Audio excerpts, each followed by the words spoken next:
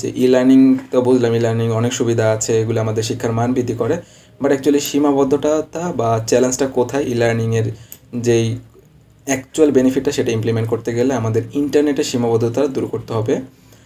যেমন দেশে উচ্চগতির ইন্টারনেট সুবিধার ঘাটতি রয়েছে।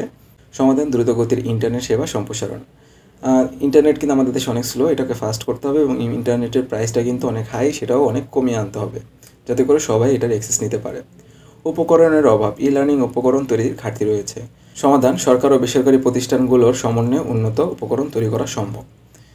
ওকে, শিক্ষার্থীদের উদ্যোগের অভাব, ই লার্নিংয়ে মানবিক সংযোগ কম থাকায় শিক্ষার্থীরা অনেক সময় আগ্রহ হারায়। তো দেখো, সমাধান গেমিফিকেশন ও ইন্টারেক্টিভ কন্টেন্ট তৈরি, অর্থাৎ গেম খেলিয়ে তোমাকে কোনো কিছু শেখানো। আচ্ছা, গেমের একটা টাস্ক দিল, এটা একটা গেমের মতো তোমাকে ম্যাথ করতে দিল, তো ম্যাথটা সলভ করলে তুমি নেক্সট লেভেলে যেতে পারবে। এরকম গেম তৈরি করার মাধ্যমে তোমাকে কিন্তু শেখানো যায়। এছাড়াও ইন্টারেক্টিভ কন্টেন্ট লাইক যেখানে অ্যানিমেশন থাকবে এবং বিভিন্ন টপিকগুলি তুমি ইজিলি বুঝতে পারবা। দেখো, শিক্ষার্থীদের মনোযোগ কম থাকে, এর কারণ হচ্ছে হলো ই লার্নিং প্ল্যাটফর্মগুলিতে তোমাকে নজরদারি করার কেউ নাই, কিন্তু টিচার যদি যখন তোমার সামনে থাকে তুমি টিচারের ভয় হইলেও পড়ো।